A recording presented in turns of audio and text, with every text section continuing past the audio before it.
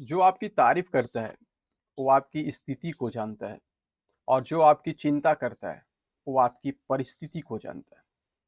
नमस्कार, मैं हूँ डॉक्टर राम पांडे और एक छोटी-सी कहानी लेकर के आज आप लोग के सामने हाजिर हूँ। कहानी है उस नवयुवक की जिसका नाम था प्रवीण, जो एक केमिस्ट का दुकान चलाता था यानी दवाई की दुकान चलाता था। उसे बहुत ज़्यादा दवाइयों में अनुभव था।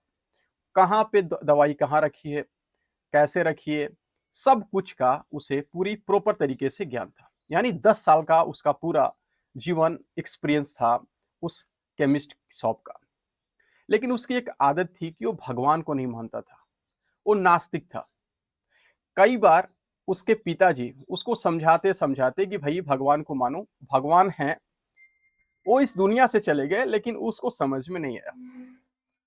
बहुत सारे लोगों ने भी उसको समझाने की कोशिश किया कि भई भगवान हैं, लेकिन वो नहीं समझने पे तुला था और लोगों भी यही सोचते थे चलो भाई मुझे दवाई से मतलब है, दवाई दो, पैसे लो और तुम भगवान को मानो या मत मानो उससे क्या फ़र्क पड़ता था। उसे एक और शौक था, ताश खेलने का।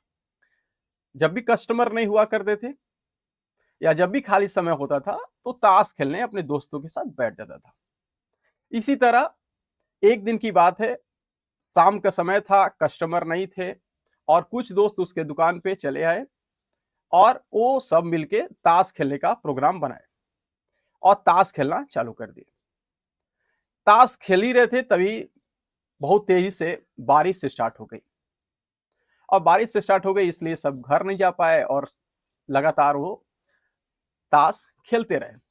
बहुत रात हो गई। उसी बीच एक छोटा-सा बालक दौड़ता हुआ उसके दुकान में प्रवेश करता है और चिल्लाता है, "भैया मुझे एक दवा चाहिए।" बहुत लेट हो गई थी और उसी समय लाइट भी चली गई। अब जो प्रवीण था उसका मन नहीं था कि उसको दवाई दें। लेकिन सारे दोस्तों ने कहा कि भई एक आया है कस्टमर उसको दवा दे दो। वो किसी तरह बिना मन के उठा और पूछा बालक से क्या हुआ? तो उसने कहा कि मेरी माँ की तबीयत बहुत खराब है, भैया मुझे दवाई दे दीजिए, मेरी माँ को बचा लीजिए। अब किसी तरह उसने उठा और बिना मन से एक दवाई उठाया और उसको दे दिया। पैसे लिया और दवाई दे दिया।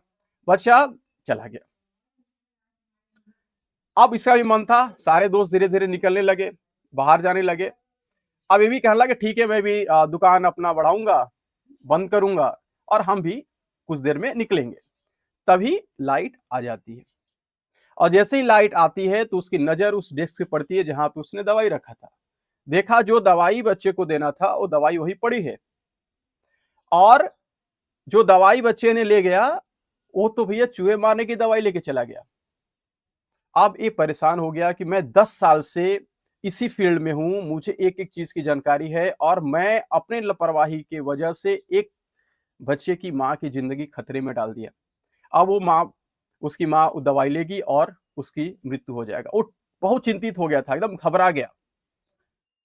तभी उसको याद आया अपने पिताजी की कही बातों को कि भाई जब भी परेशानी हो तो भगवान के सामने तुम मानते हो या नहीं मानते हो, हाथ जोड़ के खड़े हो जाना, उनसे अपनी दिल की बात कह देना, वो ज़रूर तुम्हारी सुनेंगे।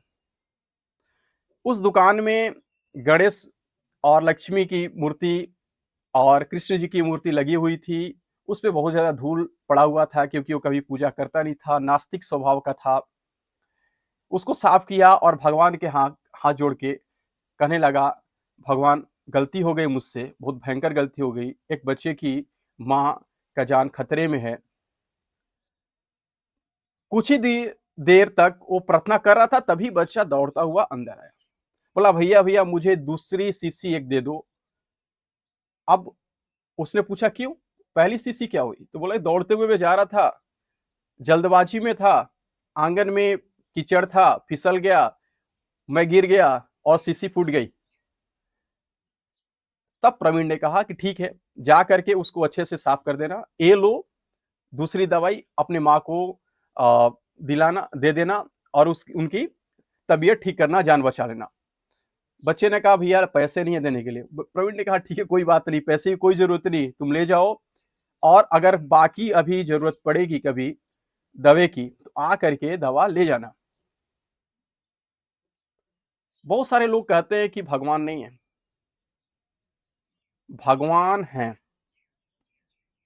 भगवान को आप मानिए तो सही, भक्ति में शक्ति है। और उसी दिन से प्रवीण भगवान को मानने लगा, भगवान में आस्था हो गई। और हम सभी भी उसी तरह, बहुत सारे लोग हैं जो भगवान को नहीं मानते हैं, भगवान में आस्था नहीं है। जिन्होंने पूरी सृष्टि बनाई, उनको नकारा नहीं जा सकता। भगवान हैं। अगर आपको कोई प्रॉब्लम आती है, समस्या आती हो, तो कभी एक बार भगवान को अपने दिल की बात बता कर देखिए, वो ज़रूर आपके दिल की बात को सुनेंगे और आपके लिए जो सही होगा, वो ज़रूर करेंगे। वीडियो पसंद आती है तो लाइक, सब्सक्राइब, शेयर ज़रूर कर दीजिए करिए। मिलते हैं नेक्स्ट वीडियो में, तब तक के लिए जय हिंद, वंदे मातरम।